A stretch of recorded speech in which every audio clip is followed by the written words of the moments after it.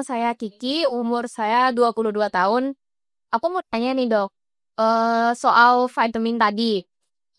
Keperluan vitamin bagi tubuh kita kan ada dosisnya ya. Sedangkan yang dijual di pasaran ini kan dosisnya itu ada yang cc, miligram, mcg gitu. Itu gimana sih kita kayak nge-convertnya kebutuhan kita tuh berapa? Terus kayak nih kalau misalnya 1000 IU itu berapa kilogram atau itu pertanyaan saya. Makasih dong.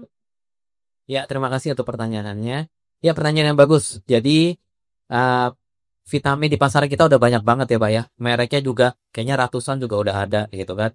Jadi, mana nih yang harusnya kita minum? Ada yang satuan-satuan gitu kan. Ada yang jual vitamin D doang, vitamin C doang, vitamin K doang gitu kan. Ada yang multivitamin, ada yang vitamin ibu hamil, ada yang vitamin untuk orang tua tulang gitu kan. Saking banyaknya jadi bingung bener kan? Gitu. Jadi balik lagi, sebenarnya namanya vitamin, itu kan suplemen ya. Jadi namanya suplemen itu sebenarnya hanya sebagai tambahan suplemen. Karena sebenarnya prinsip kita adalah tidak perlu vitamin kalau misalkan kita dapat mengatur pola makan, pola hidup secara teoritisnya. Masalahnya di kehidupan kita dengan kerja yang berat, stresor yang lebih berat dibandingkan maaf 50 tahun yang lalu, polusi udara yang lebih berat dari sekarang. Kadang-kadang jadi kita butuhkan suatu bantuan vitamin untuk menyesuaikan kondisi kita biar prinsipnya lebih fit lah seperti itu. Untuk vitamin-vitaminnya di pasaran memang aku juga lihat beda-beda takarannya. Gitu kan. Ada yang sama-sama jual vitamin untuk kesehatan yang isinya 20-30 macam gitu kan. Mungkin bapak-bapak ibu ada di rumah gitu. Kurang lebih yang saya lihat beberapa sampel itu kalau yang vitaminnya multivitamin yang udah ada si boron apa segala macam A B C D E F G I udah lengkap semua. Biasanya itu udah disesuaikan sama tubuh kita.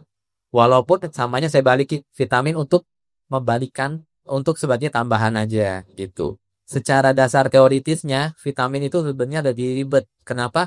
Karena kebutuhannya harus disesuaikan pada berat badan dan usia.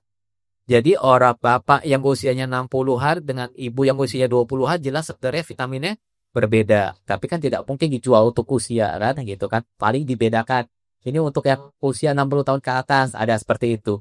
Itu bisa sebagai patokan atau pegangan bapak untuk mempermudah. Kalau misalkan ada vitamin yang untuk usia segini ya menyesuaikan usia bisa.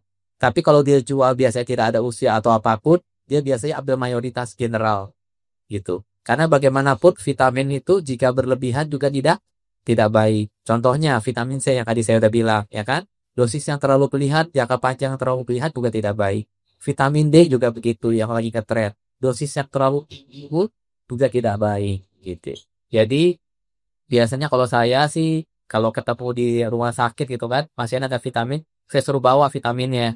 Bawa vitaminnya gitu saya liatin vitaminnya kurangnya mana atau yang mana apa cukup. Karena kan nggak bisa per satu-satu ya, dia mau vitamin apa saya juga kehafal kan isinya apa. Jadi baru saya lihat kandungannya apa. Jadi kalau mau aman sebenarnya vitamin yang Anda bawa, Anda bisa pakai konsultasi ke dokter biar dia telaah. Oke, itu udah cukup. Ini sebenarnya Bapak kurang di sini atau dinambah di sini. Itu mungkin untuk mempermudah.